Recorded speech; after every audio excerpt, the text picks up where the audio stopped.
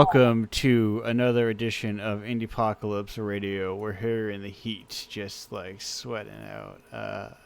Too hot right now.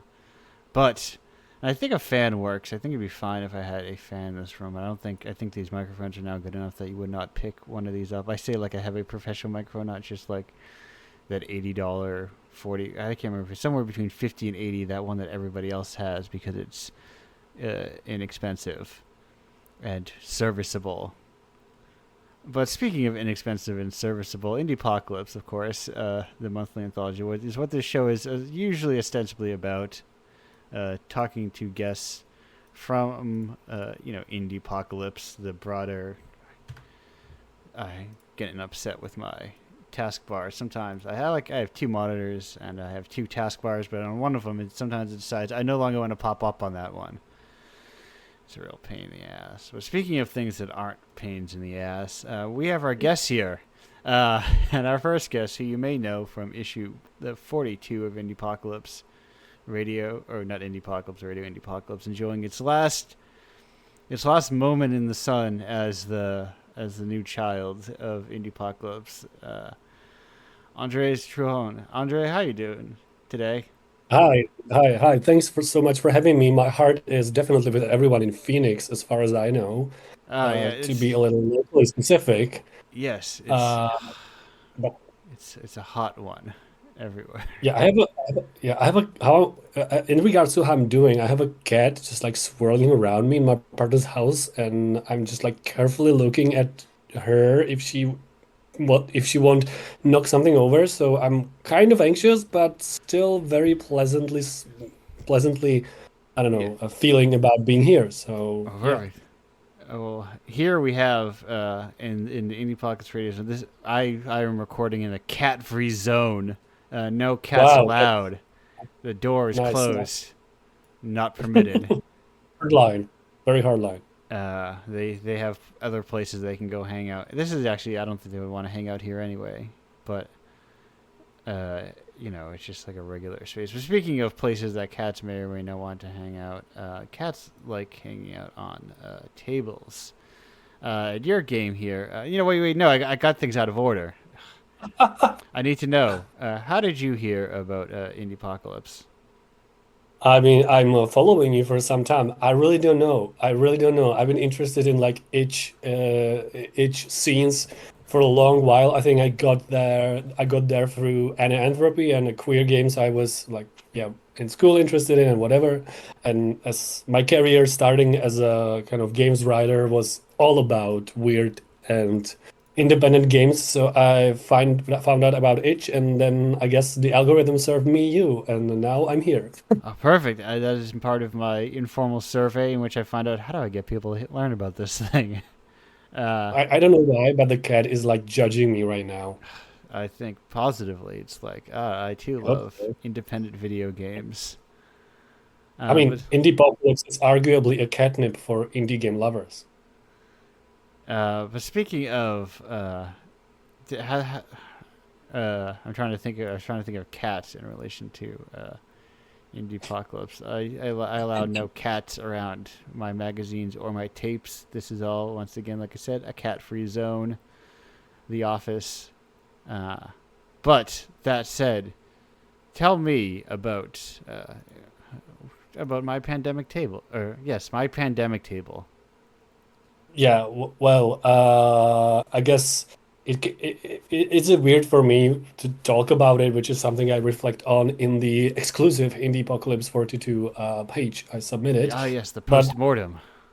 yeah, because I also do marketing as a job. So I sorry, it's getting to me a lot. I know. Yeah. But yeah, but like because the game was released in 2022 one, but it actually is about pandemic and about lockdown, and it's kind of a narcissist one in that sense. But it has like two sections, and first one takes place on the table because I spent most of my times at the table in my former apartment during the lockdowns and all of that. And so I just like figured, hey, there's a lot of objects on my table, and I kind of like those works of art and like games, and also just like writing that deals with like I don't know, the significance of everyday objects and kind of memories attached to them and meanings attached to them. So I just figured, hey, I want to draw something and I have a lot of stuff around. And now she's, no, leave that. And so I figured, hey, let's try to put this together. And that's how I came with the idea. And then I expanded upon it by not only creating the table where you rummage through different objects, its pills, its game pads, its plants. There's also a loop or whatever, like all kinds of stuff Right, right. Stuff that attached may to the not little. necessarily be on a desk every single day of your life, but is I mean, I mean, yeah. I don't want to go that road specifically, but it's very truthful to right, reality right, to right. to put it down. I also like, I don't know if it's even apparent, but I took care to kind of like record the sounds of the actual stuff. So the sounds in the game are of the actual stuff that's depicted in the game.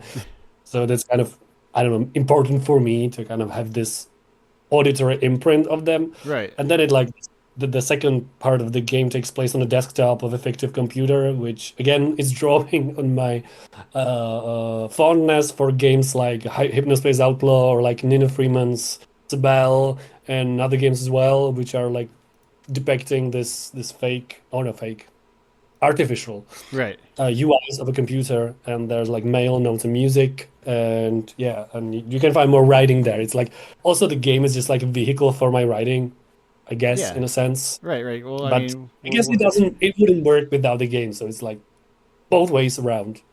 right, because there is this thing of games being vehicles for writing, but also like you said, they were a lot of these games that are just used as just writing would not work in the same way if they were just like a story written like in traditional Yeah. prose. And Or also like I think it's that's the thing with like formal analyses of games which bother me sometimes is that you also have this lot of other emotions and like feelings you have from just the way how the thing looks or sounds and whatever. So that was important for me as well to like. That's why, by the way, there is a music and you can choose like four different tracks. Some of yeah, them made by my friends, like so you can kind of like set the mood for the consumption, quote unquote, of the quote unquote content in the game, I guess, which is yeah something alongside of a diary, but which is a very poetic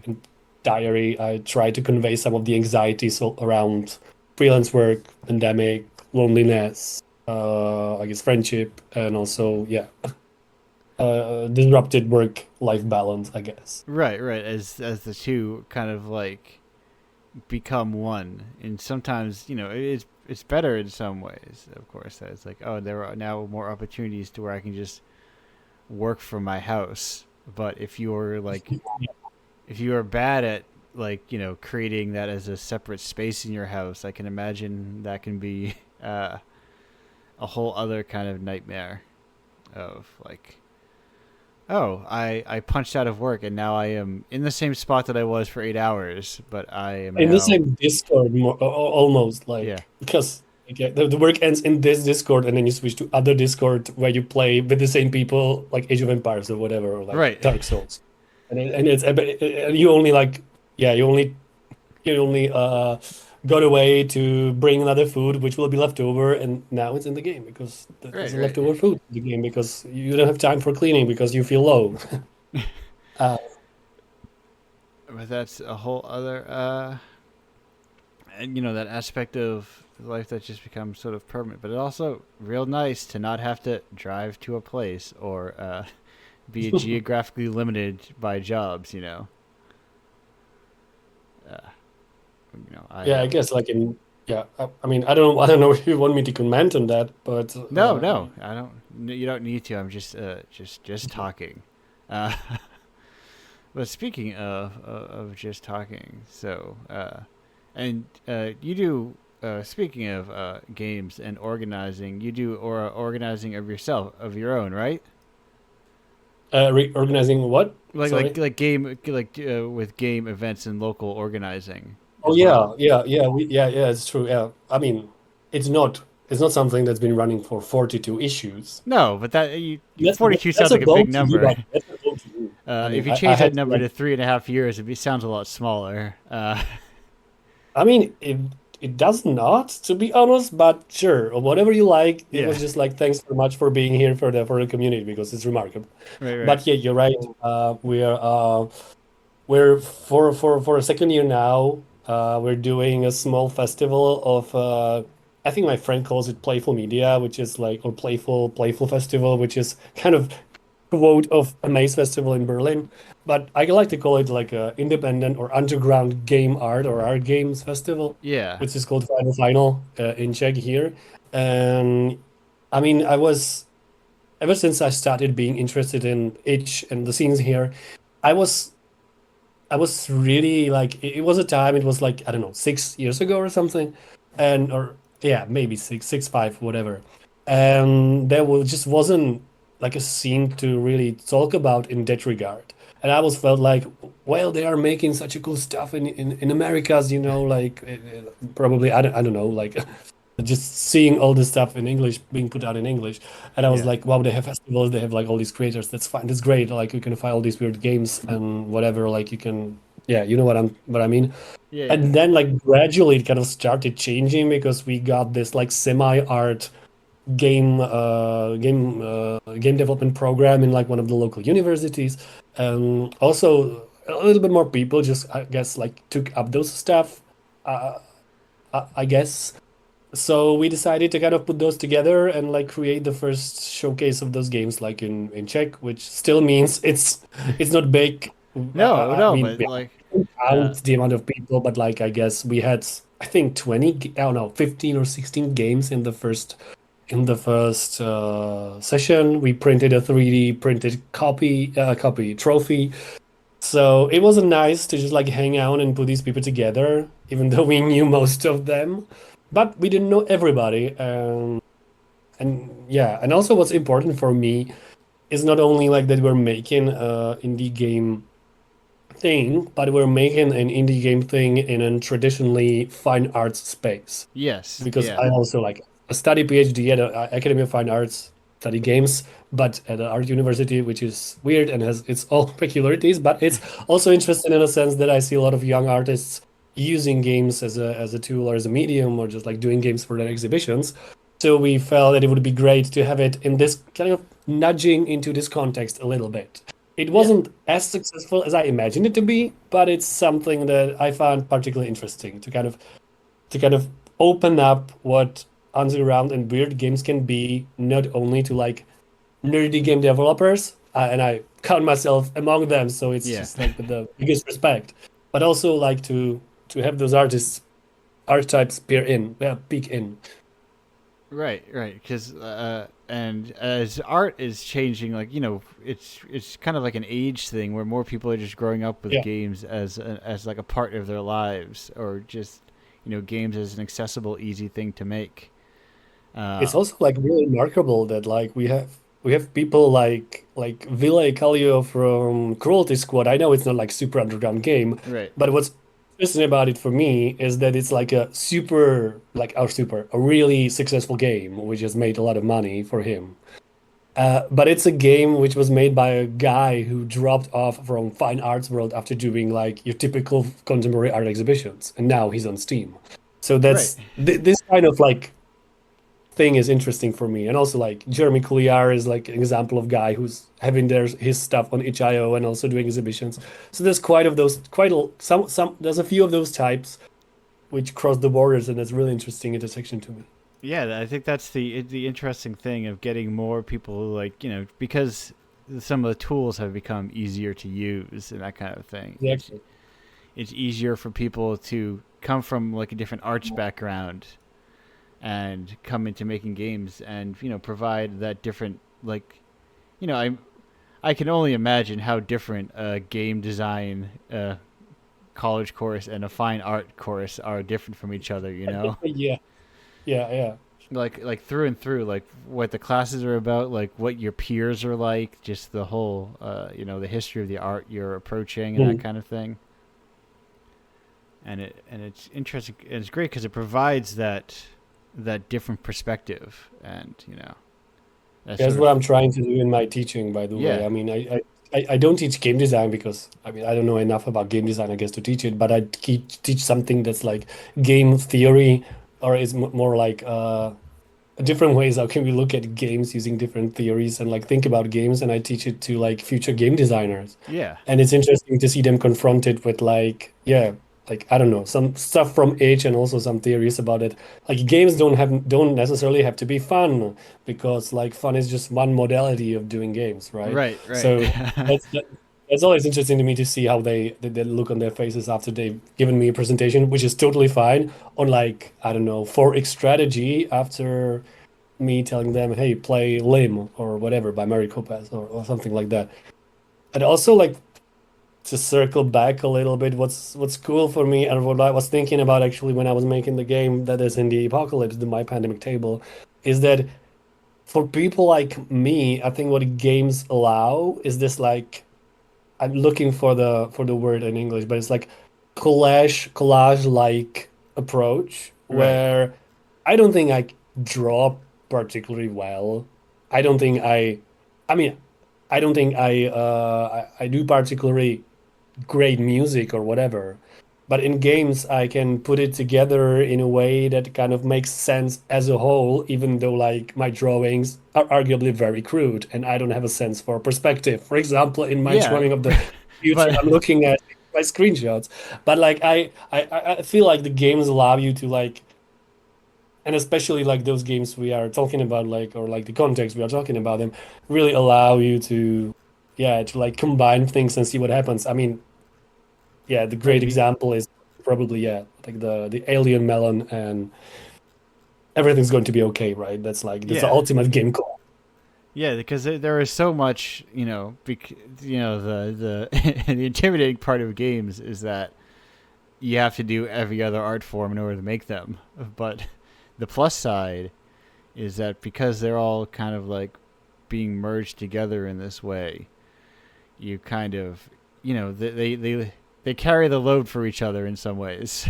Uh, like Mm, you said, they support each other, and it's like so. Yeah, if you don't have, you like say, oh yeah, my art is fine, my music is fine, but if you put those together, and I think most importantly, you create like that interactive portion of it, yeah. uh, Mm, people just kind of get invested in it. I think it helps them to get past whatever kind of technical deficiencies you think you may have, and yeah. It's, and then I mean why the base media? and then there's always going to be style preferences, of course, Of course, yeah, of course. of some people be like, oh wait, this actually looks great, or something you think looks great. People who are very much like the only important thing is technical prowess or whatever.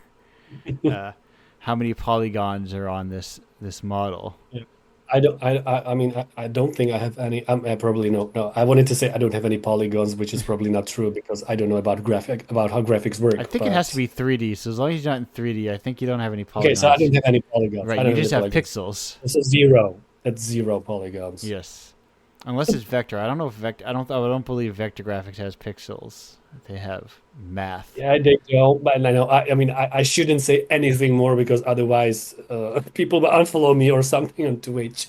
But I also wanted to say that's like great to being on Twitch is like the whole vibe. Oh, Twitch, itch Yeah. is like the whole vibe. Also in the tools section, which I like check out from time to time, kind of quite regularly, because like there's a lot of like, really fun tools to use. Like basically what I do in some like when we did some game jams in my other collective where we tried to like queer games a little, is that we just like tell people, hey, just use Twitch. I mean, there's a chiptune music maker, use that. Like there's a pixel art maker for free, use that and put it together in whatever, like Unity or Bitsy or I don't know. And you have a game and like you can just creatively run around all the open stuff that's out there. Yeah, So and there's that's like great. people are constantly making like new tools like frequently. I just played a game recently that was in another engine that I'd never heard of, like Narat. I think it's how Oh maybe. yeah, I have it saved. I wanted to check it out. It looks great, but I haven't tried it. But yeah, yeah. I mean, it's just like it's great when you have like a narrative engine just like casually. appearing on Yeah, Friday or because something. and the thing is there's so many different like narrative engines because they all serve very different purposes in different ways. Mm. They have different like intro levels, different difficulty levels, different sort of like purposes and tool sets. Narrat, I believe, can do full motion video fairly easily. Wow, that's great. I think that's part of what Okay. it's for, which is I like full motion video. Uh, Mm. as someone who's made, I mean, you've also you included a full motion video in Oh your yeah, game. that's right. Yeah, it ends with the video. I mean, that's a spoiler, but it ends with a video. I don't. Yeah, I'm not gonna tell you what's in the video, but like, it's very it's very low key. But there's a video. Yeah, that's true. yeah, yeah. Because It's I felt like if I make it a game about myself, I guess I should be in the game by right. myself, I guess you which should. is narcissistic. But I feel like I like hope. I hope. No, no. I want more Realize- artists just put themselves in all their work. Yeah, I know. But like, still, like. I think it grounds it in. I wanted to ground it in some sort of like, yeah, t more tangible reality, I guess, Right. than just drawings on a board. Because I just can't. I can't. I guess I can't do any any art without me being in it, which, Well, for what's better the or for worse, is like how it is. what's that quote from Werner Herzog? I don't want to be a fly on the wall. I want to be like a wasp or something to that effect. Oh, I didn't hear about it, about Uh, this quote, but being a wasp sounds great. I he, always liked wasps that they can retract the thing stinger. This I, sounds cool. Just like I'm be I'm bad. trying to think. I can't remember the exact. There's some interview I believe he gave to Okay. something to the effect of like his approach to documentary filmmaking, where he just wants to involve himself. Um, and I Oh think yeah. and I think there's no harm with like I like when I can see. I mean often I prefer when I feel parts of the person who made the thing. The artist seeping in through. There is nothing more disappointing than a piece of art that feels like it was made by nobody. Uh, Yeah. I'm totally right. Yeah, I totally agree. Also, what's I guess like can I have a little? It's not like a tangent implies it's long, right? But it's not going to be that long. But can I have yeah, a little like uplifting pet peeve? I guess. yeah. Go ahead. Yeah, which well, that's a great like.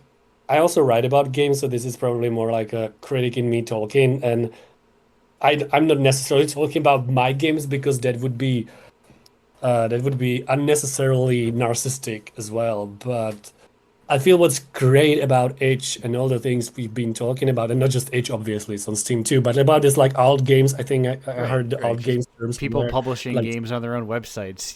Just anything. yeah, but also like I found it's really interesting aesthetically. Like I am always like, and this is like tr to be honest, every time I like see a polygon call some game beautiful, it's probably very boring.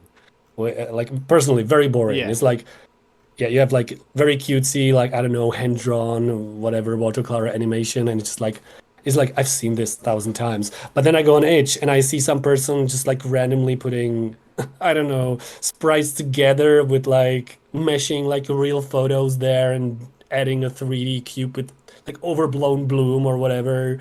And sometimes it clicks together in ways that are very novel and interesting and much more beautiful and much more interesting artistically than like your middlebrow indie beautiful game. Right. Which Right.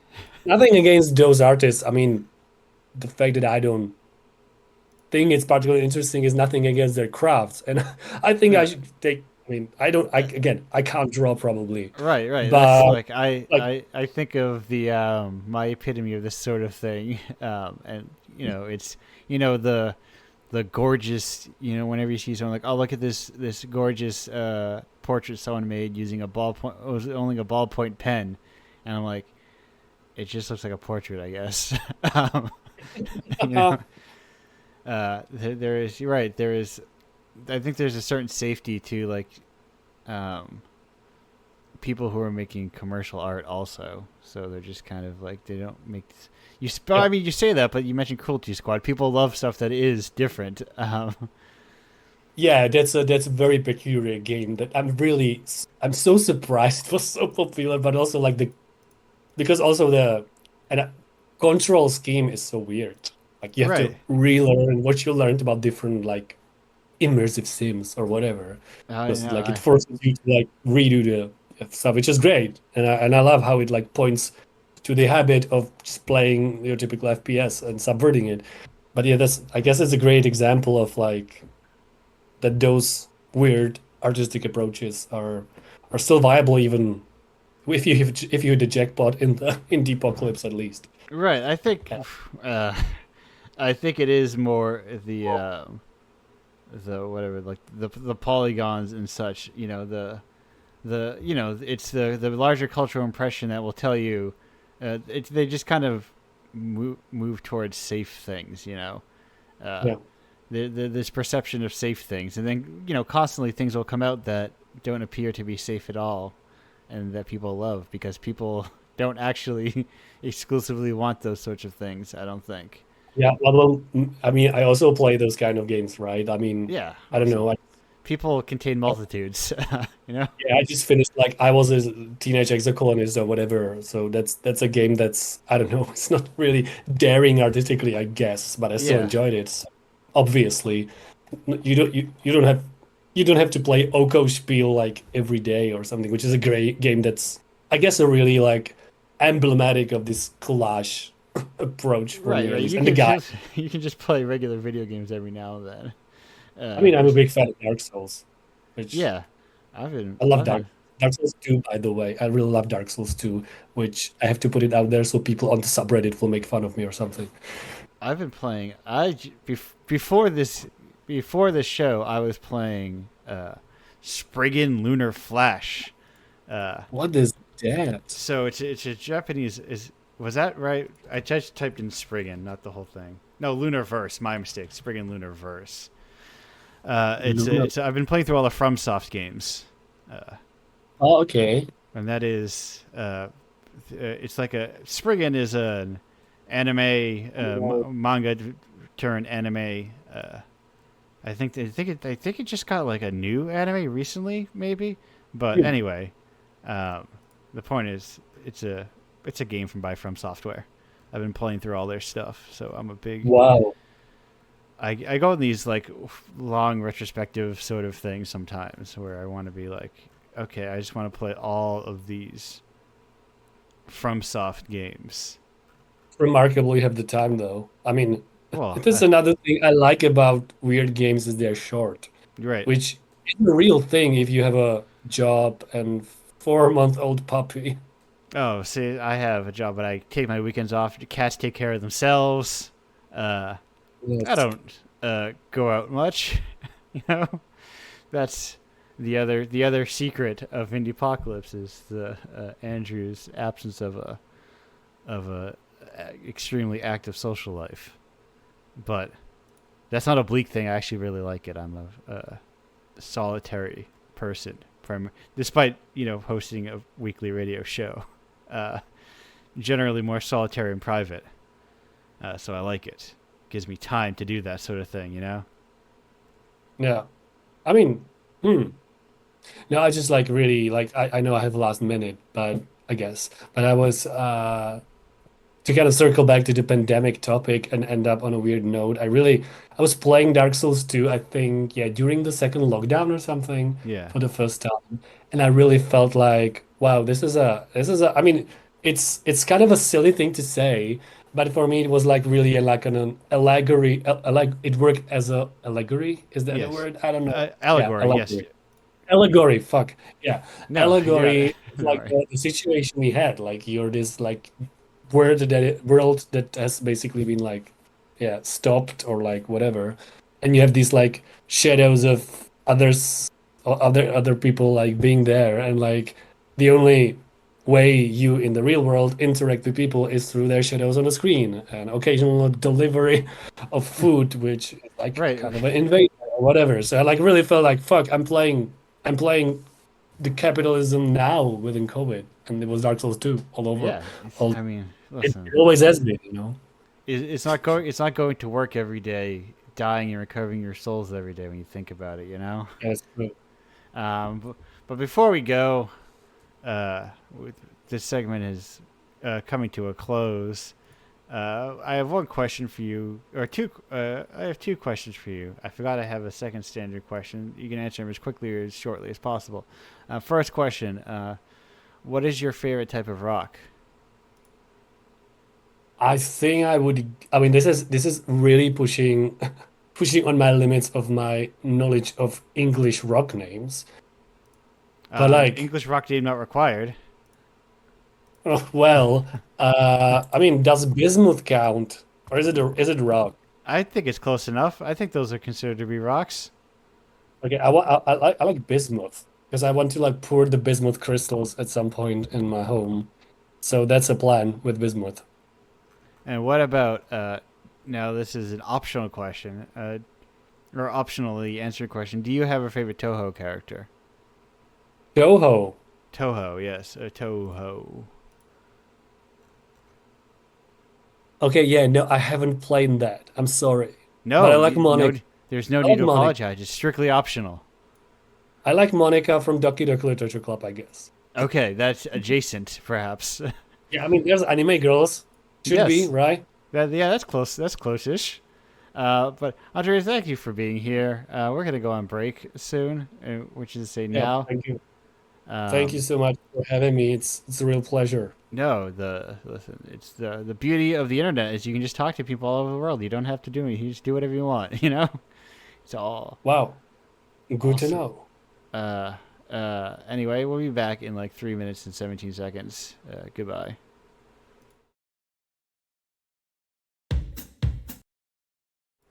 Hello and welcome back to Indiepocalypse Radio. That was Teaminade with Rec, and I'm pissed off at myself because it's named awkwardly. Anyway, I get mad at things like album titles are weird or they're wrong. Like they put the artist in the title. Anyway, unnecessary details of organizing that I get too obsessed with. But speaking of, never mind. Our next guest here, that was not a transition. Our next guest, you may know also from that same issue of Indiepocalypse with Young Street. It's Werkus. Werkus, how are you doing today? What's up? I'm doing well. Okay, perfect. Important question off the top. How did you hear about Indiepocalypse? I was going through a guy's page. His name was Adam Pipe. That guy Okay. is such a legend to me. I love that. I love that guy. And I looked at his game, the driving one, where you're like pressing on the pedal, Yeah, and yeah. it said submitted to Indiepocalypse. So I just like clicked that. That's how I saw it. Perfect. That was a very long. That was I think the fourth issue if I remember correctly. That was lifetimes ago. Um, but yeah, that is. I like. It's nice that people leave that little button sticking around sometimes, so that people kind of look at it and find it because there is not like a. It's not like a built-in sort of thing that people know that you submit your games to. Like it's not like an IGF or an Indiecade sort of thing. Even like a. I thought it just stayed there automatically. I didn't know you could remove it. No, yeah, you can because I think some people will like clean up their maybe they remove their games from the jams after the fact. I don't know what their process is, but I've definitely seen people. I've also encountered people where before I had like a wait list, I would say, hey, well now I say, hey, your game was good, but there's only 10 games in there. Don't remove it from the jam because people had removed it from the jam and they had no public facing way to contact them. Uh, So that people can definitely do that sort of thing. Um, but that aside, how if you are unfamiliar with Young Street, what is Young Street exactly? It's just like a point and click game, as well as like a you move top down style, like Zelda, I guess, and you just move to different point and click scenes, and it's like a puzzle game. Yeah, that is that is a you know I think the simplest way of describing it. But there is a lot going on. It has a very is it now if it's black and white? Is that 1 bit or 2 bit? Is that's 1 bit, right? I think that's 1 bit because the black is not a color. Right, right. It's one is a background, one is a color. Yeah, yeah. It's about radio as well. It's about radio and ghosts. Yeah, and all sorts of there's when I go to your page, I always think my itch is broken because you said a custom font. I'm like, oh, what's going on? My fonts are broken. But you're getting a glimpse into what I do, which is I usually will open up pages off to the side. Yeah, there is. Now, did you have a particular interest in, I guess, that kind of analog radio sort of open transmission sort of stuff? Not really. I actually read one article, and it was like about these guys that or girls, I don't know. There was like people a while ago.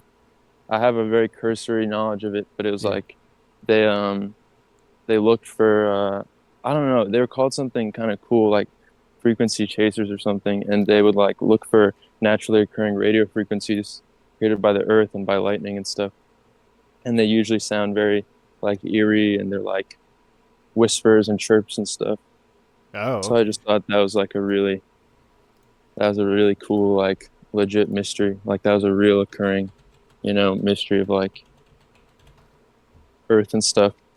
And so I thought it'd be cool if like there was something actually, in the whispers, and like if you picked something up, like it really is just like beeps and whatever, but Yeah, it'd be yeah. cool if it was like a pattern in that.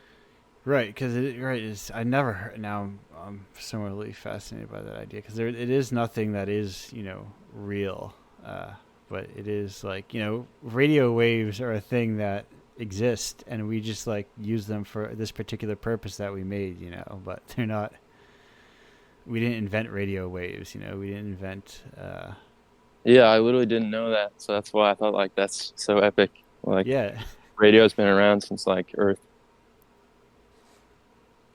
right. It's just when you think when you really go back. Oh, right. They're just like it's just frequencies, a sound, and is being transmitted at like these things that all exist, and we just found ways to like tap into it or uh, recreate it and use it for our purpose. We're a weird collection of animals, us human beings, I suppose. Um, in how we approach things. But now, gaming,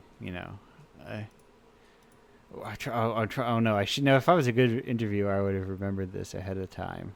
But uh, your postmortem alluded to uh, what was it? You want to make boss fights, something to that Oh effect. yeah, yeah.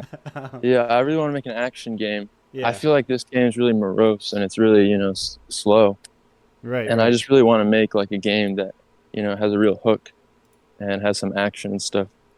I really just play action games and really fun games. And I just felt like my game wasn't that fun in retrospect, but I still like it. But Yeah. No, I think that's people. I said for a second, Andres. People are a lot of things, and sometimes like what we want to make. What like that game like you said came out of this particular part of it came out of this particular interest of like an article you read. And yeah, and also like a design idea. Like I played this game. Um, well, I'm not gonna name drop the game because I don't like it, and I like the guy who followed me on Twitter, and yeah. I think that's really cool because he has like a lot of followers. But I played his game a long time ago before I started making it, and it was one of these games where you have like a selection of options, and if you press one of them out of order, you get like a narration that's like I don't think I should do that now. I should go over and do this first and prepare this before I can do that. Yeah. And like I just clicked like everything, and they all said like, I should like go over here first, and that was so offensive to me. And I just felt like I just made the game to make a game where like you can do everything out of order and like break it, or like you can hit the cup over and like lock yourself out of that like computer function, or like you can go into the other room and like, well, if you don't start one of the machines before you do the others, you don't get the recording. And I just didn't want any like narration. I wanted it to be kind of like really intuitive, and like you could just mess up and you Right. had to figure that out. Yeah, the adventure games are peculiar in that line where, like, if you approach them very traditionally, they are like extremely linear in their approach to things. You have to do things in a very specific like order, or they just don't work. They're kind of abstracted puzzle games in a way. But there is a lot of room to be somewhere between this kind of exploration style, or just like I said, intuitive of games doing sort of like whether it's the quote unquote correct thing to do at a time. It does the thing that makes sense. Whether Yeah. whether you are kind of screwing yourself out of decisions, or like out of options. I do like a game that just kind of lets you do something if it makes sense within the rules of the game. Yeah. And can be good at like sometimes masking that. I think the very first very controversial opinions in Indiepocalypse Radio, but I think the very first Deus Ex is very good at that. Oh yeah. Where like every kind of choice I made or approach to things I did kind of worked. And the game just kind of kept flowing when sometimes I felt like I should have hit like a fail state. Yeah, for sure. I really like, that you can just kill people really early on. Yeah. Yeah, and it I was just playing like Call of Duty, and like the Call of Duty Cold War story, and I just really didn't like that. I was shooting the guy. I mean, this is pretty typical, but I was shooting the guy, and the hits just weren't registering because you weren't supposed to kill him. It's like, what the hell is that? That's not. right. Yeah, it But was, I actually really liked the Cold War campaign. Um, I loved all the '80s like spy environments and stuff, and like all the radio dishes and like all the cool looking telephones and stuff. yeah, That was awesome. I've never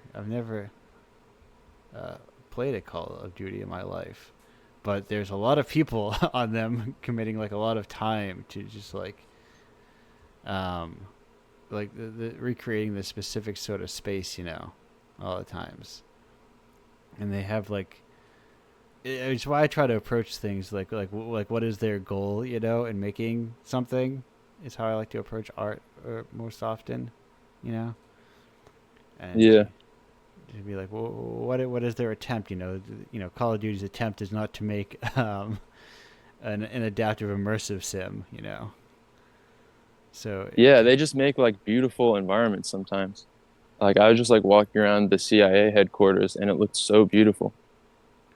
yeah, there's just these games that are about Like craft production value.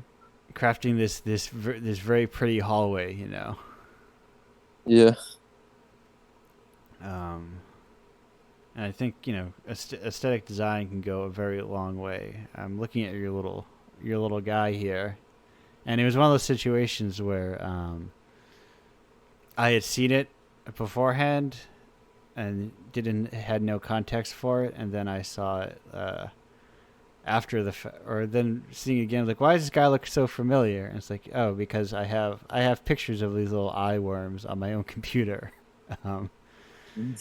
Because I had recently played through, if you go 2 games ago from the Spriggan Lunar Verse, you land into Shadow Tower, which is a whole other like little thing there. And did you dip much into those like earlier sorts of games? I say games so broadly speaking. But do you ever dip back into sort of like, hey, non-contemporary? I can't find the right word for them because I don't like retro. Sounds bad. Like, do I just play old games? Like, Yeah, yeah. I played a couple. Uh, I mean, I definitely play old games. I don't know if Deus Ex is old. I played that one. Oh, that's old as Uh, hell now at this point. Or the yeah, first one, I think even like the reboot is kind of old now by game yeah. I played standards. this game. Yeah, Moonsweeper. That was pretty cool. I think it was for like the Commodore. I thought that game has like the most like amazing atmosphere that I saw in like a Commodore game. Like you're just I don't know. It's really weird. You're kind of like in space and like the sun is shooting off these solar flares at you, and you're dodging them, and then you bump into a planet, and the whole like planet breaks out across the screen horizontally, and then you dive into it, and like I don't know, it's just like very unexplained. But I think that's because of the nature of like an old game. Like you're Right. supposed to read the manual, but I didn't read the manual, so I just played it, and it was really mysterious to me. Yeah, that's And I that's wanted to like remake that. yeah. There's a I have I get fascinated sometimes by sort of technical limitations and like what you can do within those sort of technical limitations. And while am never a programmer hardcore enough to do hardware limitations and stuff, I am interested in being like, okay, what if I made like I thought, what if I made a like a party game, like a board party game style in your Mario Party vein, but it was but it was made for the Atari, so it's all made within that kind of like joystick single button limitation style. Like Oh yeah, what would 40 mini games look like in that framework and that kind of thing? And yeah, that's interesting. the hyper crunched uh, resolution too. So you kind of get surprised when they do things like have a scene transition when like Yeah, when looking at like the screenshots of it now, I can see like, oh, okay, you're flying through space, but then it just pulls up colors beneath you, sort of thing. yeah. But And that then you just fly through these like arcs, and they gain you speed and stuff. I mean, this is just because I didn't read the manual, but I was so shocked. I started gaining speed, and I went through more of the arcs, and then I slowly start lifting off the planet after I've saved people, and it was just like kind of an epic moment for me, considering like I don't know how low res it is and how like I don't know simple it is. yeah, but that I mean, I think even having the manual is like how many I have plenty of games that I purchased secondhand, that never came with a manual. They were always like just a cartridge, especially in that cartridge era where like a lot of those NES, Super Nintendo, Commodore, I think Atari, which are mildly before my time, but they came in cardboard boxes that you did not keep because they were cardboard boxes. So Yeah, a lot of those things end up getting lost or just thrown away. So the idea that like you would approach them without having a manual, I don't think it's too far, but there's always also these layers of density that you were completely unaware of because you don't have one. yeah. I played this game also like old. I think it was like Ziggernoff or Zindermoff. It was like it was an old murder mystery that was based on this like well not based on but like the game takes place on this big float, and it's like a classic Clue style like roster of characters, and and you don't like see any close-ups of them or anything, and you don't really get a sense for like their actual like lore driven patterns around rooms and stuff unless you read the manual. And it's like the manual has all this like really sick writing in it, and then in the game it doesn't really give any of that. What was that game exactly? Murder on the like Zignermoff or something, I Okay. don't know. On the Zinder Zindernoof, maybe. Yeah. Okay. Now, yeah, there is this kind Yeah, of Zinderneuf.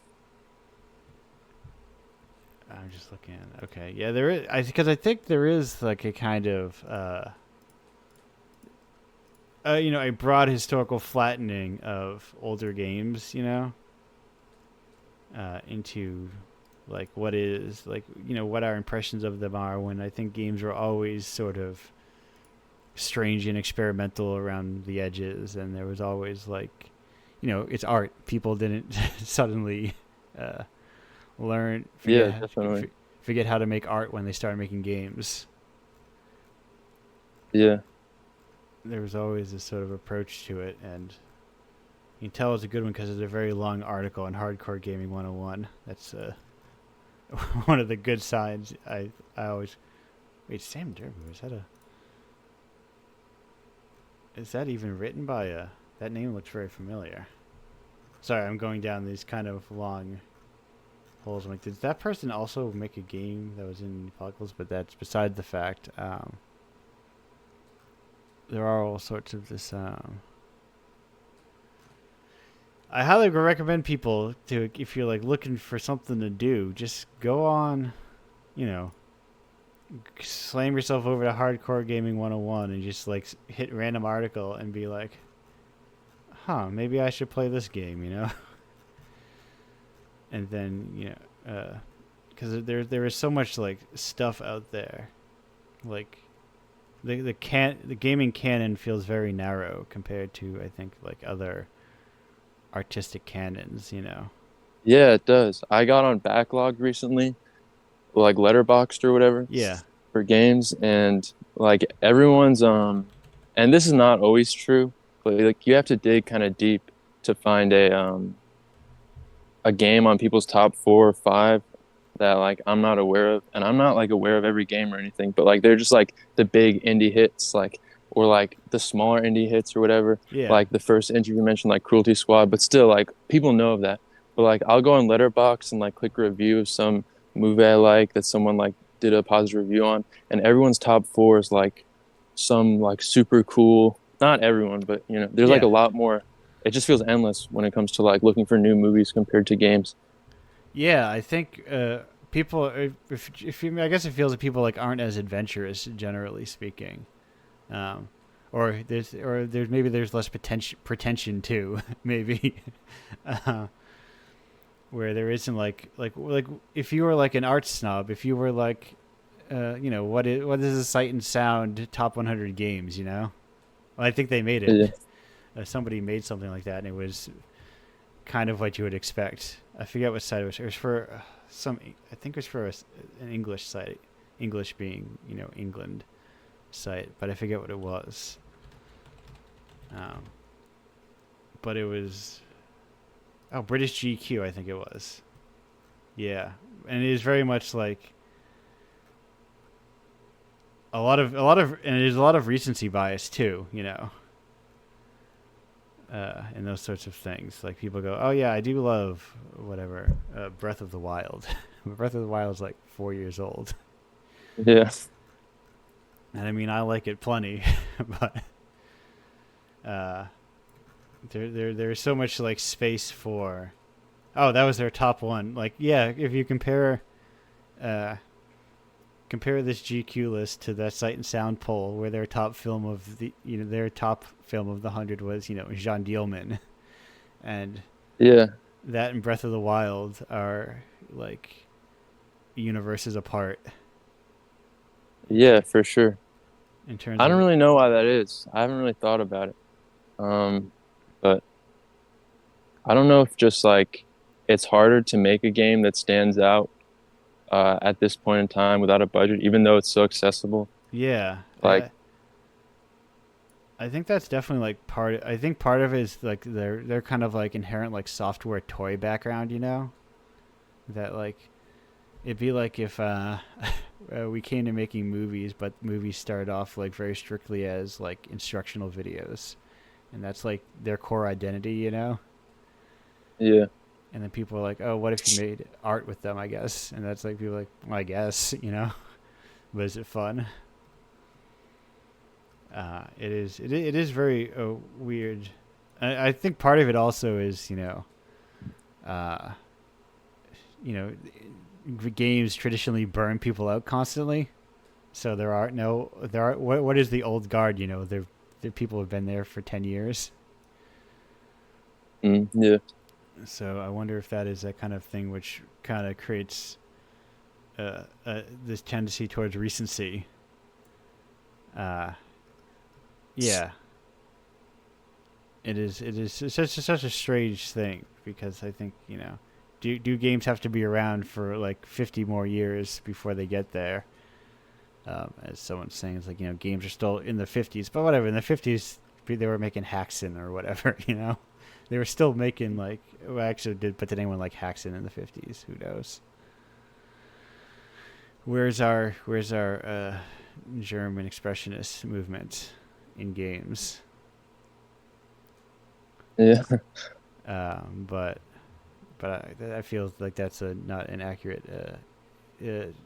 That's not necessarily a jump from Haxen to German expression. Is that being anyway? I'm getting too in the weeds of art, and I'm not an art history expert. But speaking of getting into the weeds of things, we're getting into the weeds of this interview actually, and we're coming to the close of it. So, Marcus, there are two kind of standby questions that I ask every week because other people ask me to ask them every week. So the first question is, what is your favorite rock? Favorite type of rock? My mistake. What's your favorite type of rock? I don't know any rocks. I heard this question in the first interview, and I thought you meant like rock music. That's also a valid interpretation of that question. Okay, so I'm just gonna say I really like emo, Okay. and I've been listening to this album by this guy called I Hate Myself. His album, 10 songs. It's really good. I just ordered a phone case where I put the cover of that on it, and it's just like a really great album. Okay, I'm gonna put that on my. That's the secret thing is I play all this music because I love music a lot. So I'm like, hey, let me just slide that into my Bandcamp to listen to list. And second question, do you have a favorite Toho character? Nope, my bad. I've never played. No, it's that sometimes that we're 0% hit rate, sometimes we're 100%, and either are equally fine.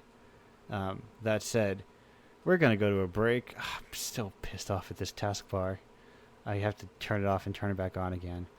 But Marcus, thank you for being on the show. Thank you, for being in the zine and all that. We'll be back in where's this? There it is. About a minute 56 seconds. Bye for now. Cool, thanks.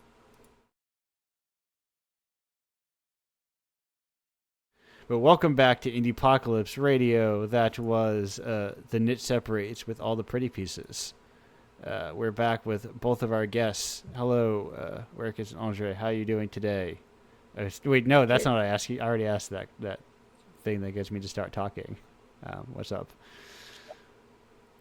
Also, I was looking at prints of Indiepocalypse, and for some reason, I just signed up. For the first time, I looked on the in-print website that ships your print. And below the print, you may also it started to show me very softcore hand. No, it's not hentai ecchi, right? It's like ecchi art. Yeah. So I guess you have a really strong tag game, I guess. I guess so. Wait a minute. Nothing against that, obviously. No, I didn't know. I don't know I'm also behind on this. I keep forgetting because the thing is, no one's ever bought anything from print before, so sometimes I will often forget to add new covers, including someone I was at an event in Providence, Rhode Island, that is, which is in the eastern part of the United States. Which is the northeastern part of the United States. I'm trying to describe how do you describe the U.S. to someone when it's giant, and you don't know how much people pick out different parts of the U.S. from pop culture, and Andre, do you know? Yeah, Sorry. you're entirely right. I mean, I feel like there's something weird going on in Boston only because I listen to this podcast where they always shit talk Boston. So there you Wh- go. which But podcast? I don't know nothing about Boston, obviously. Like really. Which But I podcast? feel it's weird. If you can say, if you're allowed to say, which one of they should talk I'm allowed Boston? secret underground, but no. It's called Behind the Bastards. It's Oh, one of the okay. bigger podcasts I get on there. It's about like the worst people in history. It's really fun, but also informative, but also weirdly against Boston, I guess. In some ways. Yeah, it's been around for a while. That It's like helps. more. Uh, just being, an early city in the United States. And also, listen, there are bumper stickers around here that say "mass hole" on it. Mm. There's a certain, I think, what's the word? A stereotype of Massachusetts, maybe even broader New England, of frigidity, assholes. Not sure. I'm frigid, so I'm like, am I perpetuating the stereotype? Who knows? I'll never know. And also, not fully. I am hosting this show every week, where I am ostensibly being nice to people and open and jovial. So, uh, Yeah, I totally agree that you're not frigid. I don't know what's the opposite of that, but I guess I agree. I agree as well. well, thank you. I'll take these convivial. compliments. No, yeah, convivial. Yes, you're convivial. I had to Google that, but you're convivial. Yeah, I And think jovial as well. I think I can turn it on for 2 hours a week, very well. And then I'm like, oh, wait a minute. I don't want anyone to talk to me for the next 48 hours. That's I mean, unfair. that's how marketing feels like. Yeah. No, it's To me, at least. I've been very strange about that. In high school, I somehow went from like, being I'll join the drama club to have good things on credits or whatever, and then I had like 4 roles, and I was like, how did I end up with this? Uh, Min-maxing high school. Somehow I'm just good at if I can just turn it on, I can turn it on. And if you just start talking, you can't stop talking. That's part of the rule of this thing I'm doing. I mean, as we discussed earlier, your name, which is the same name as I have with the same Yes. Greek root, means supposedly means brave. So there you go. Yeah, so I guess very, very brave. What does your name mean? Yeah, sorry. No, I think it is if I can like carve out a space that is like clearly a space that I know I'm supposed to be in, like a radio show that I create myself. I feel comfortable. But if This I kind of place. right, but if I need to like talk to a stranger randomly, I'm like, why would they want to talk to me? That sort of thing. But yeah, I don't know. It's all complicated. But that's not what this is about. This is about video games, This is video games, huh? What are those things? Mario. That guy, Are they right? spell- I love do you that spell game. do you I spell love it? Mario Galaxy. Yeah, what's your I think relation? Mario Galaxy is one of the best ones. So you have because you have a good relationship with Mario, I'm saying, I'd assume. You Yeah, guys I think the people that made Mario Galaxy did like a real service to humanity. And I have like a real commercial ambition with video games for that reason. Because I think that they made something so like cool and fun for like even a child and like pick upable for a child. But they put all this beautiful music in there. Probably like I don't know. I just feel like I see so much Nintendo sound design influence in like everything these days and like music and stuff. And I just feel like it's because of these people who made like the Mario games so playable and then put such like high level beautiful music in them. Yeah, I think I was seeing someone recently where someone was like, "Oh my god, how can they do these things?" And part of it is like, I think because people are talking about all the weird physics stuff in what's that? That's Zelda, Tears of the Kingdom. And there was part of it was like, well, they have good retention rate, I think, or something to that effect. Part of it is they just have a decent retention rate. You know, how long is. I mean, even at the top level, how long Miyamoto's been there for 3 decades or whatever, 4 decades, almost.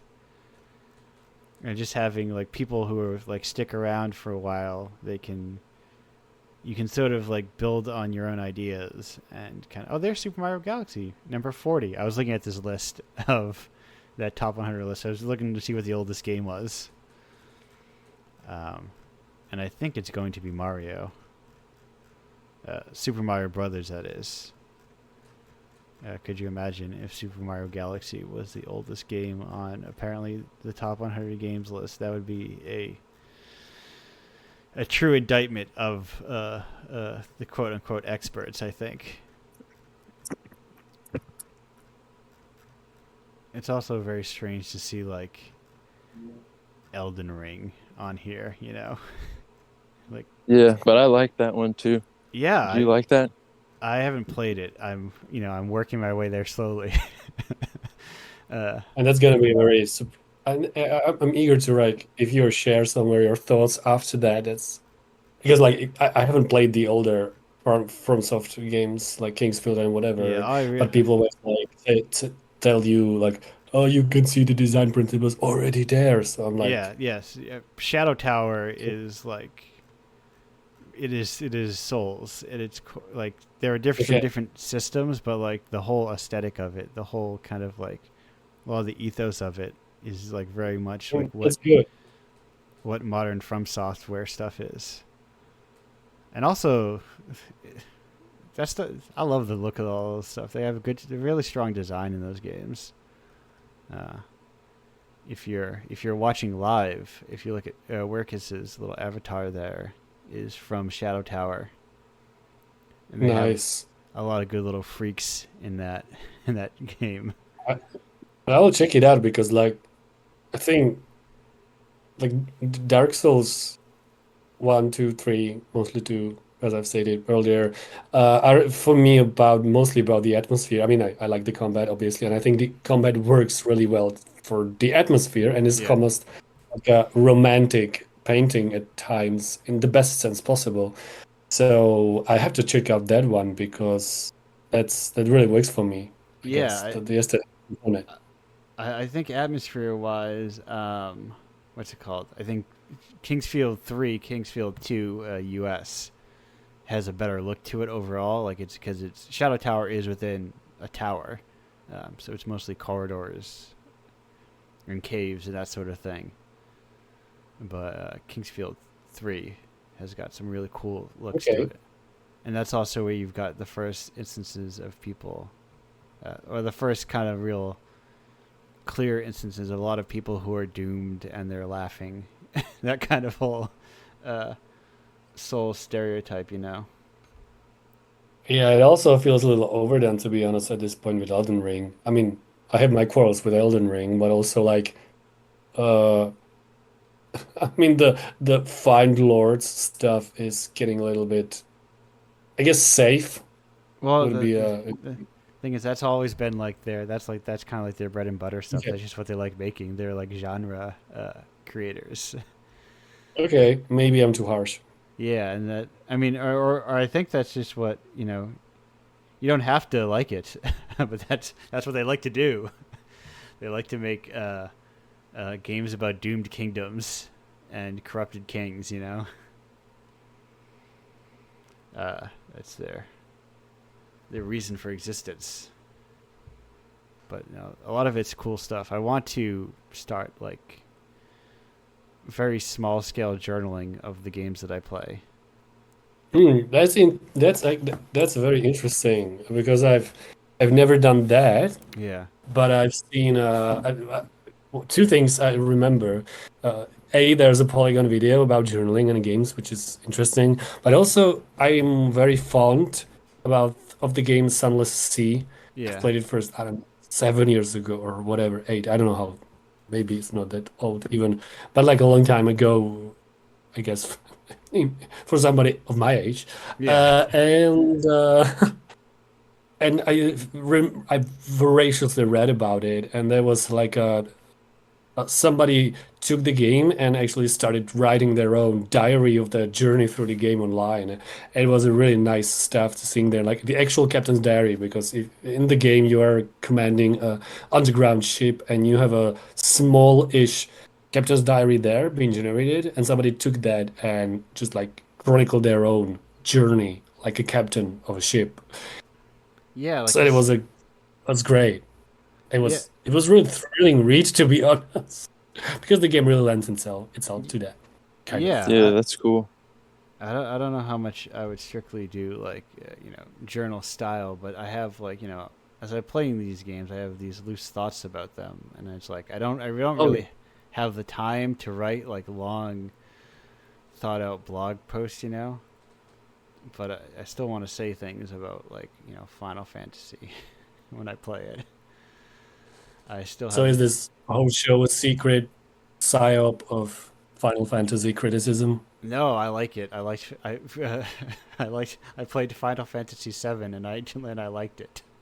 Uh, No, I mean criticism in a yeah. broad way. Sorry, I mean the word criticism for me means just like Yes. thinking about stuff we love. Yeah. No. Either way, I do sit around and I think about things a lot, and sometimes I'm like, oh, what if I thought about them online? uh, nice. and then maybe other people would say, yes, I also think about games. I don't know. I like all sorts of like I spend a lot of time. In addition to my weekends off, I make sure the last 2 hours of the day I spend like reading or watching a movie or something. That's why it's 2 hours, so I can watch. It's the approximate length of most movies. But like I like to unsurprising, the person who spent 3.5 years curating art likes art a lot. Um, Uh, yeah, I find it surprising too, to be honest, because I guess what's important. I mean, I don't know. Did Verikas wanted to say something? I mean, sorry if I mispronounce it. No, I don't think so. I would be. I don't want to take over the conversation or anything. I was just like, it yeah, would no, be you're just good. interesting to hear now to hear your thoughts, because like I have this weird relationship with when some things becomes so when some things become a work or something I feel like I have to do, Yeah. and then like this kind of engagement diminishes for me. So how was that? How was that in the apocalypse, since like 42 issues again, a lot. So Yeah, like, no. but I I think I just like doing it. More, well, that's great. sometimes I also hate doing it. But more often than not, especially I think more recently, I think I just enjoy. I've been trying to approach this kind of way in life where I thought about it. I was talking to someone else about bundles, and I realized we're talking Hmm. about how like even if these huge like itch bundles make like $1 million, that's only like a couple grand. It's nothing anyone's ever going to survive on a year on to like the next year. It's Hmm. like it'll never sustain you, and so it's like but you still do them. And I thought like, oh, wait a minute. And it made me think of like the sheer volume of sales, for this to sustain me. And I realized, that may certainly never come. So which was like, I think it was bleak for a moment, but then there was a moment of like, oh well, I guess it's fine. I've been doing it long enough without that, so I guess I can just keep doing it forever. Uh, which is a strange way to approach it, but It's well, it would be interesting to hear like Verica's thoughts, because if I remember correctly, you said you are pursuing like a game dev career, right? Yeah, I mean, I just think I just want to do the Undertale model. yeah, And I just want to make a game that really doesn't cost me that much and like sell 1 million copies for $10 and make like Hmm. $10 million and just retire and continue to make games. and that could be pretty delusional. But I'll do other things in the meantime. Yeah, But I don't know how much the Cruelty Squad guy made, but you mentioned that he made a lot of money, like probably a lot, right? $20 a thing, and he sold like That's hundreds of it. thousands of copies. I was looking it up for an article, and there's a website that like really roughly estimates that from the amount of, because you can estimate the amount of money game Yeah. made from the amount of reviews, right, and the amount of the active years, which is, it's not precise at all, but like here says it like the gross revenue would be like $5 million, which I know, I that's guess crazy. it's like 382,000 units, which is insane for somebody who's just like, Yeah. I've read an interview with the guy, and he was like, I literally liked art openings, but like you have a lot of work, and then like what, a couple hundred people at tops come, and now like he made a game for 400,000 people. Right. And I think, for whatever difficulties I have, that's also because I'm splitting it, 11 ways constantly. Yeah, I see. think I Yeah. think it is like much more achievable to do stuff solo as well. Even if you're not making 10 million, even if you were just if someone was bringing in the money I brought in every month, that's like close to like, let me look. I mean, I have all my spreadsheets and everything, so I can, if other people were also bringing in like, $1,000 a month ish in sales, they'd also be doing fine, or not. They'd probably have to work They would have to work a part-time job still, or more depending on where they lived. But like, it's achievable. I just, a publisher, sort of. So I have to split it up way more in way more Right. different places. But even within my like absurd kind of scale, I did quick math, and I would only. This sounds like a lot, but if I sold like 4,354 copies, Indiepocalypse would be profitable. Hmm. And like 4,000 is not a lot, really, in the grand scheme of how many people there are, and like how many people can buy games. It's not like in like untold amount of people, but it is like, a lot at the same time. Hmm. Yeah, you're right. I'm also uh like an okay, idealistic part of me feels like scaling even that way would probably affect the, I don't know, maybe not in your case, but like if I was doing that, I would be I would be very wary of myself, like being like altering the content or like the vibe of the thing to sell more copies, right? Because like then you can start like reading all the substacks and all the whatever newsletters about how you like should market whatever stuff. And Yeah, like all of the like marketing, I guess like newsletter marketing uh lessons you hear a lot is like research market before you create your game, so it has a genre that is easily marketable or whatever. right. And that way of thinking is like lurking around the corner. And again, this really feels like I'm a secret agent for Cruelty Squad. But what I appreciate about Cruelty Squad is that like the vision is there, like the singular vision of the Yeah, guy is just there, and it worked, which is a miracle, I guess. But yeah, like I would be very of like, yeah, of having that as a dream, because again, it circles back to the Polygon discussion. Like there's a reason I feel why there's so many hand-drawn, cutesy, cozy games. And yeah. the reason is that's safe bet to play, or like safe-ish bet Right. bet to play It's what in those like Substacks are suggesting you make. yeah, Yeah, exactly. there is, yeah, nobody would say Cruelty Squad would have been successful until Cruelty Squad is successful. No one, there was no game advice blog, Substack newsletter that would have advised you to make Undertale. But like these sort of singular things, people recognize and people are drawn to, and though I feel like those sorts of blogs are more for like if you want to make games as like a job, I guess. Yes, yeah, and I totally like understand where they're coming from. I mean, the expenses are big, so like, of course, you have to figure that out. So it's very much like it feels like it's like you're making content, it's, Yeah. uh, content parentheses derogatory. You're someone has to make those games that give me for free on Epic and Amazon and the ones that give it on Prime and all those other services. And So many free games around. yeah, that's me. There's actually a lot of good games on there too, but there's like also some games on there. I'm like, where do these games come from? I've literally never heard of them. They look like 30 other games, and they're just like, they just kind of pop out of nowhere.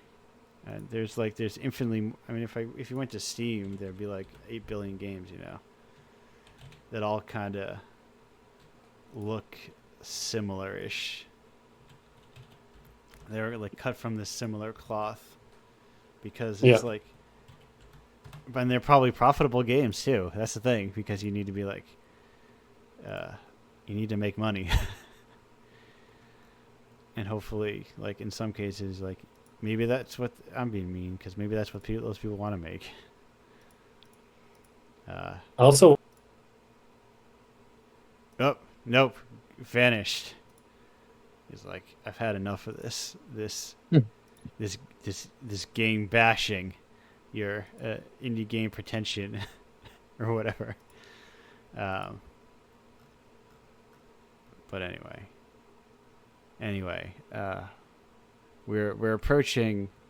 If I say it week after week, and I pay attention to it enough week after week, I can actually dedicate this show to being only an hour and a half long, which I think is still long for a show, but like I've listened to plenty of podcasts that a free weekend from Melty Blood. Hell yeah, dude. Which one is this? Anyway, Melty Blood's sick. I'm looking at Steam now, just looking at Melty Blood games. Anyway.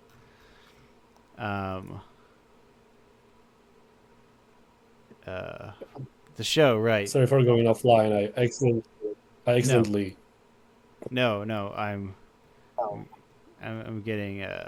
I'm trying to wind the show down, trying to keep it relaxed. Trying to slowly get it to bring it. Right. Bring it to an end, so I can get better dedicated to keeping it at an hour and a half or 2 hours if I have 3 guests. That's a good. Yes, that's a good. Indiepocalypse is nothing but a creation of arbitrary rules that I created for myself. That.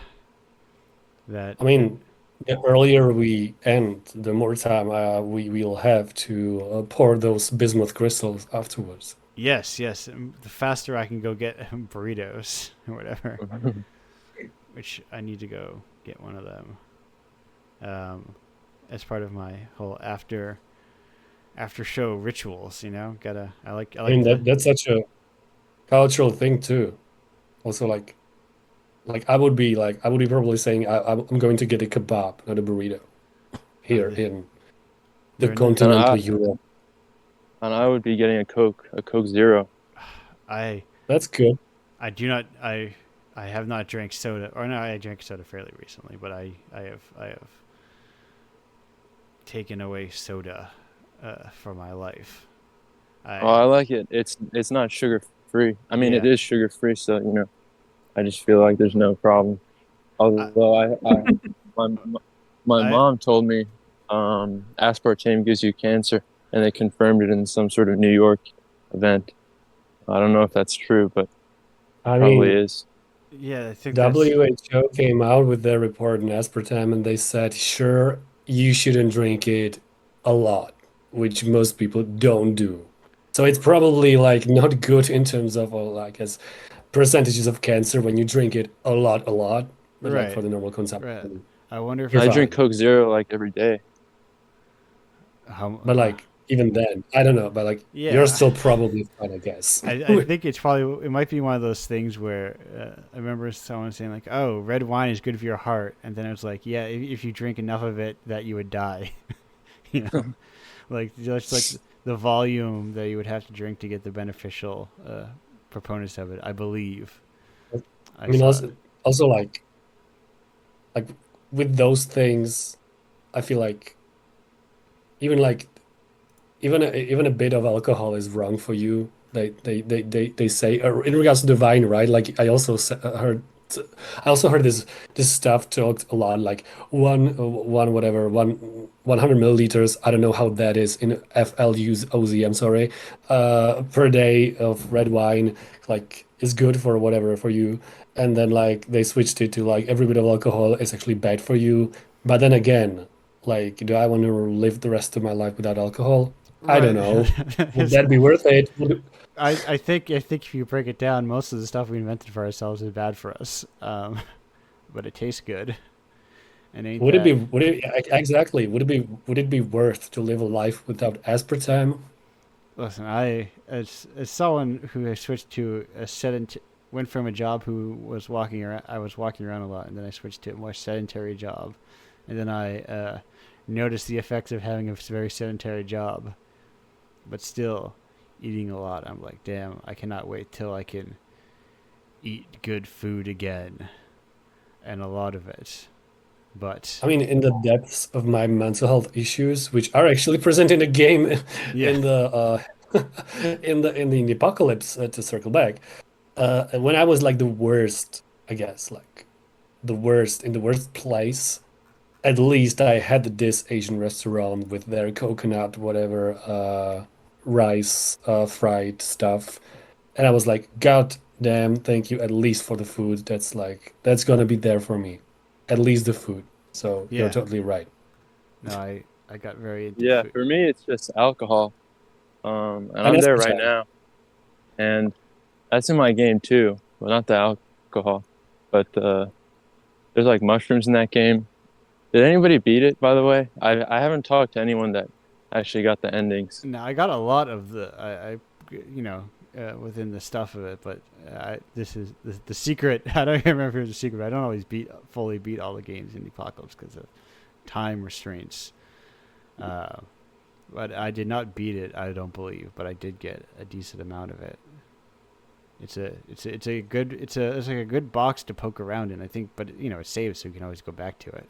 I say when it takes me forever to get back to things. Yeah, it was actually broken, and then I updated it so it wasn't broken. But it's still not even really done. Like there's going to be these epilogues that are being drawn. But yeah. Yeah, there's. I no, I did not, but see now I'm hitting my hour and a half and I'm getting logy. I'm like, it's so damn hot. the burrito calls. uh, it's getting humid. It's too humid, and I even have a dehumidifier. But Dehumidifier, wow. yes, no, I want the That's humidity a thing. gone. Uh, so it comes out to less than. Oh, I saw someone. Yeah, I do put a lot of. Were they talking to me? Because I can't remember if this is you all. I don't know. Sometimes people What? think. Sometimes people will be like. I poked into the chat for a second, and someone said you all. They were probably referring to the three of us, but I just wanted to, in case someone thought Indiepocalypse was more than me. It's not. It's just me. Um, that comes up sometimes. You're like, oh, thank you so much for your team, your group, yours. Like, uh, I wish there were a team. But also, I think it's a nice thing to say because then it helps show people, hey, you can just do this kind of stuff by yourself. Um, Yes, exactly. That's great. it's just That's a great call to action, I guess. an, Because like an individual can do this. It just takes. that's the zine and that's the zine, I guess. Yeah, zine call to action. You can put out stuff you care about too, which is, yeah, it's never been more true, I guess, than now. Yeah, that's The secret of self-publishing and small press is you can just do it. You know, uh, you won't make very much money, but you can do it. I I like the idea of I was thinking more of the idea of how Pow never made a profit, or Pow never paid a salary. This was sometimes I think about when my year in review is going to be mid-year. But I like the idea of, I think it's a pithy thing to say, that Pow never paid a salary, Indiepocalypse never made a profit. It's a nice punchy, it's got a nice punchy ring to it. But technically there are four profitable issues, so that's something. Out of 42. So profitable in terms of what? Of like your time invested? No, if I consider my time investment, they would never be profitable. No, I'm talking about the money I put into them. Oh, well, you mean the commission of the arts and like printing Yeah. the cassettes and all. Okay, Right, yeah, right. now I see. Paying the cover artist, paying the commissioned game, paying the inclusion fees, or the acceptance fees to the people. There are three that have been profitable. Where Which ones? one, three. So they've been around for a while. Sushin, which was that Japanese collab one, which I only put $200 into, so that was easier one to break even on. And 34, which was sponsored by Critical. Oh no, Range Touch. Sorry, I said Critical. But that's not right. I was gonna say Critical. Well, Range Touch just. Well, Yeah. they sponsored. Wow, nice. They sponsored 34, so technically I put $0 into that, so it was fully profitable from day one. Range. Well, I mean, okay, I'm impressed, but like I'm impressed by them. I mean, they give the community such a great, I guess, like value, at least for people like me, and they are genuinely clever people. And Yeah. they also sponsor Indiepocalypse, so Yes, what the fuck? That's great. Yeah, anyone listening, Indiepocalypse is very, I say very inexpensive. It's only like $700 generally. It's relatively inexpensive to, what's the word I'm looking for? It's relatively inexpensive to fund. Yeah, I'm looking at these past issues, and they're like 633, 520, 780, 730, 700, 600. You know. Wow, you're really are an accountant. Yeah, listen, I know how to do spreadsheets. I know how to make pivot tables. I'm all into Excel. What is a pivot table? I don't know what that is. It's about aggregating. It's all about aggregating data. Nice.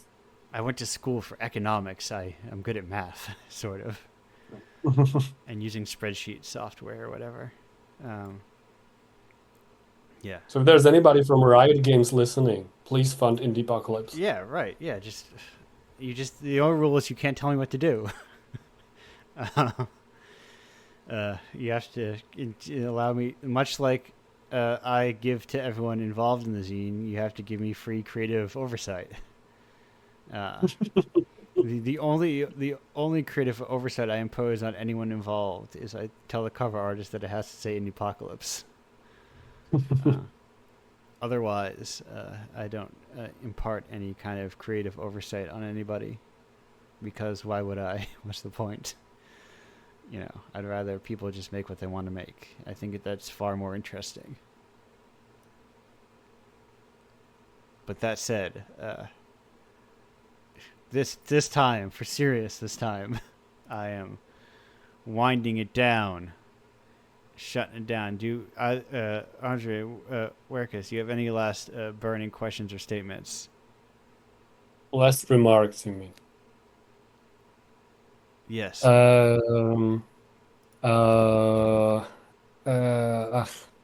no. No, This is a place for a clever joke. No, I don't know. Perfect. No, that means you have none. That means we're moving on.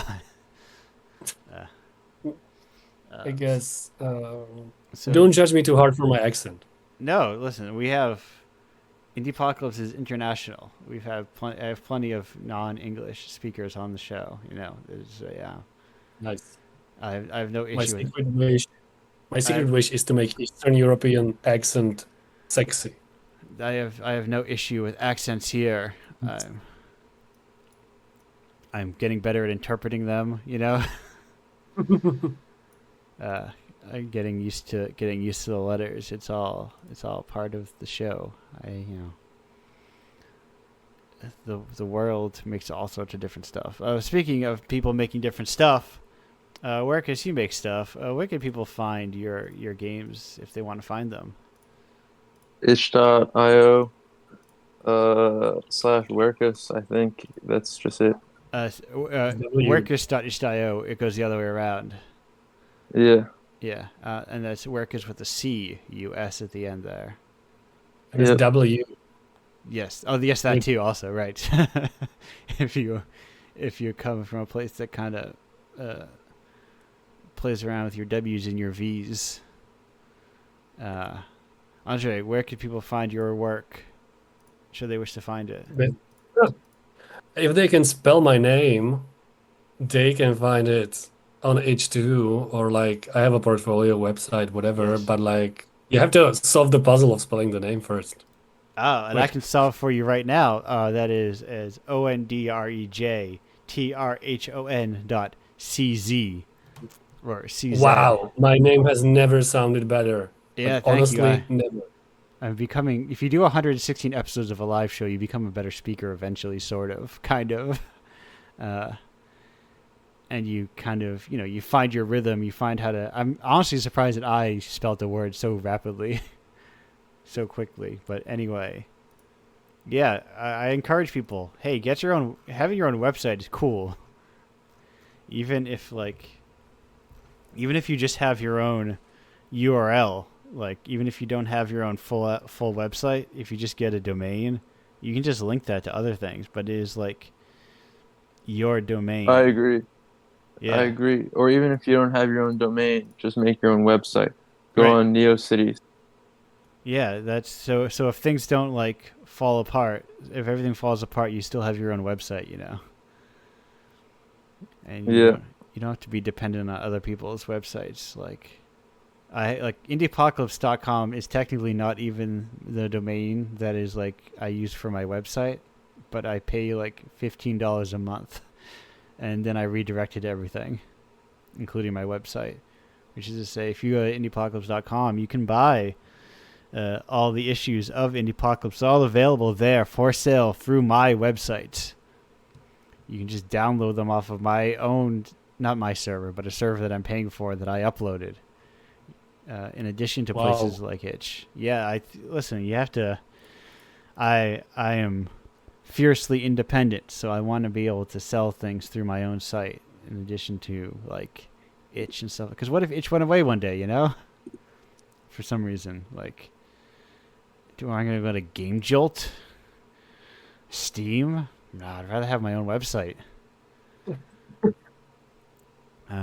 And if you can also go to indiepocalypse.com/tapes if you want to get that physical edition of Indiepocalypse. I can't remember if we talked about it on the show or in the pre-show, but I make these cool little cassette cases, and you can buy them there, and they come and I ship them to you, pretty much like as soon as you make the order, roughly.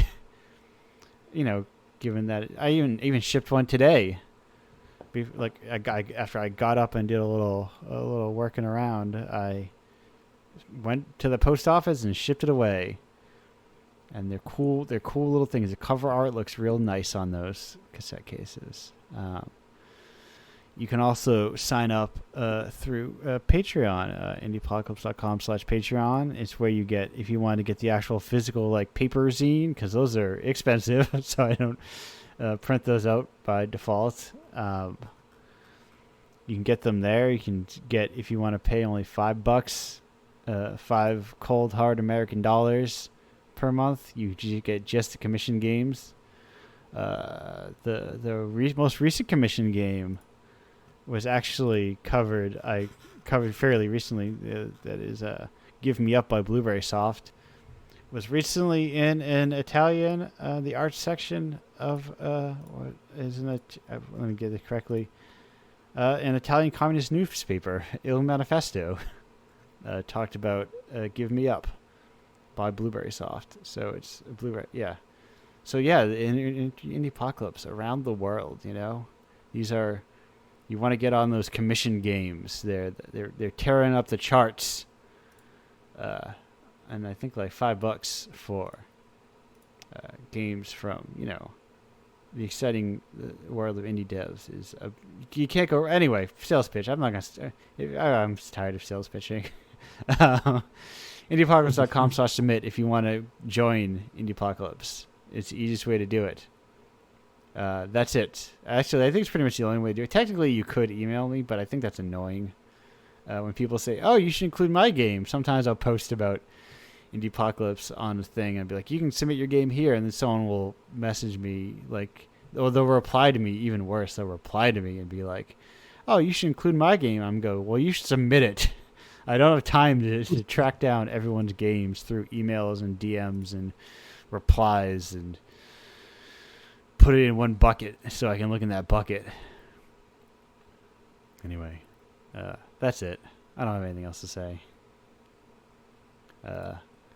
Orcus, Andres, thank you for being here. Thank you for being in the zine and making the games. You know, all thank yous all around and all that stuff. Thank you all around Thank as you. well. I hope you both like you enjoy either the burrito and the Coke Zero. Yes. Thanks so much. No, you know what? Actually, the last time I did get a soda, it's because Chipotle gave me a free soda for some reason. So I got a soda. I got a Mexican Coke. But that said, I'm shutting it down before I start talking about how we used to get 2 liters from the supermarket and just chug 2 liters every day after school. Goodbye.